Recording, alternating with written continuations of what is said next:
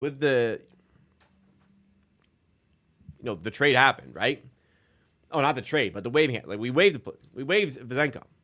After waiving Sasha Vezenkov and waiving Javon Freeman-Liberty, we did open up some cap space. We did open up some roster positions. And even though I've said that we're better served holding on to this cap space because it facilitates a Bruce Brown trade down the line because you can take on more salary, and that's appealing to another team, there still is a little bit of wiggle room where I feel like the Raptors can actually find a free agent that can help the team this season for the whole year and could really make a difference. And it still won't cut in significantly into that cap space. So we're going to go through 3 players the Raptors should still be looking at in this free agency to bring into the team.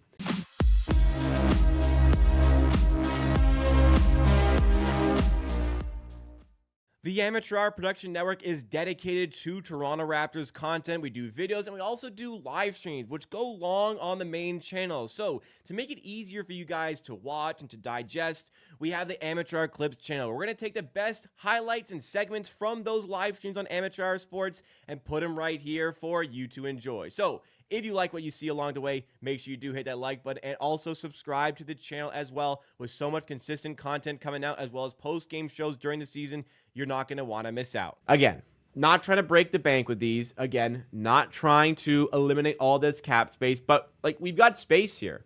And it's pretty clear to me that there are some areas of the team that still need to be addressed. And we've gone over the depth in this channel a few times, but I still am very much in the opinion we need a better backup center for rim protection. I like Kelly Olynyk. I want him to still be in the rotation, but we need a center who can protect the rim if Poeltl isn't there, when Poeltl's on the bench or if he gets injured. And he did last season, and the Raptors fell off a cliff when he got injured. What were they, like 2-23 without Jakob Poeltl last season? Just going to confirm that here. Raptors record without Poeltl, 2023, 2024. Oh, jeez. They're 4-28 without Jakob Poeltl apparently last season. I don't like the new StatMuse site, by the way, but they're 4-28 without Poeltl last season. Clearly, having a rim protector makes your team better. So if Poeltl's injured or he's on the bench, Kelly Olynyk's not going to do that job. Jury's out on Jonathan Mobo as of this point.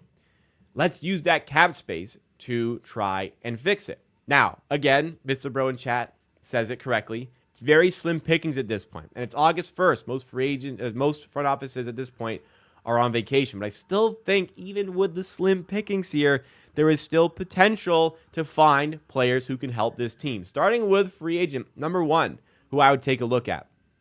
It's Tristan Thompson. Now, I'm not saying Tristan Thompson is a spectacular player here. He was like out of the league for a little bit doing ESPN stuff, but the Cavaliers brought him back on a cheap contract. And honestly, guys, he played somewhat of a significant role for that team last year. It wasn't like he was there just making up the numbers. Tristan Thompson was getting like consistent play time for the Cavs and making a difference. I'm just pulling up his minutes per game here. 11 minutes per game, 49 games played, had a full season off, came back, and again, played like decent NBA minutes here. I'm not trying to say this is a guy that's going to get massive minutes, but why can he not come in and give the Raptors 10 to 15 minutes per game? As per 36 numbers here, 11.4 rebounds, 10.6 points. This is definitely somebody who's going to help with size, help with rebounding, help a little bit with rim protection, and I just think that's the type of player the Raptors could look for. Tristan Thompson, as everybody would know, is a Canadian, perhaps returning to the league to play for his hometown team is appealing to him. And if it is at all appealing to him, then yeah, like why can't we sign him? $11.4 million in cap space. Why can't we not sign him for like $3 million, the veteran minimum? He gets his money. The Raptors get a player who can help them this season. This isn't like somebody that's going to help them for the future. This isn't like a rebuilding sort of move, but it kind of is. Because you have to think about when the bench units are in, and specifically with like bench units in, guys like Jacoby Walter is a guy I want to fixate on, and I have fixated on. With guys like Jacoby Walter, you want to work on his defense. And for a lot of guys competing for minutes and wanting to improve off the bench, like Obaj, you want to see him improve. David Mitchell, you want to see him improve. It's easier for these guys to play defense having that protection at the rim. It'd be easier with a guy like Jakob Poeltl, as we saw with the record. It just makes their job in development so much more simple defensively to have a proper rim protector there, rather than having to do extra work to cover the lack of rim protection, which is currently the case with the team. And again, you don't have to break the bank to do it. Tristan Thompson's 33. He's not a guy for the future, but he helps the current guys who are a part of the future get closer to realizing their aspirations as an NBA regular down the line, and potentially NBA regulars for the Raptors down the line. Like, I think that this is a position that needs to be addressed. If it's not Tristan Thompson, another player you could look at, why not have a look at Bismack Biyombo? Bring him back to the team. He's not super old by any means. He's about to turn 32 years old. There was injury issues near the end of last season. Hopefully that has been cleared and he can come back to the NBA this season. But yeah, $2-3 million per season.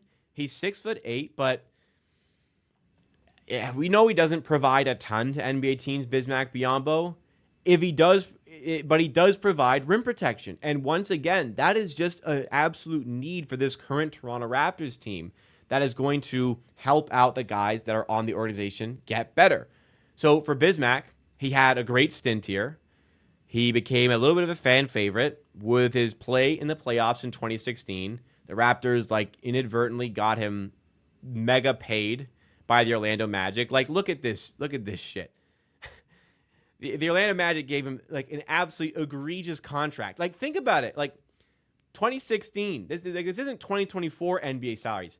This is him in 2016 signing a $17 million per year contract, essentially, for 4 years with the Orlando Magic.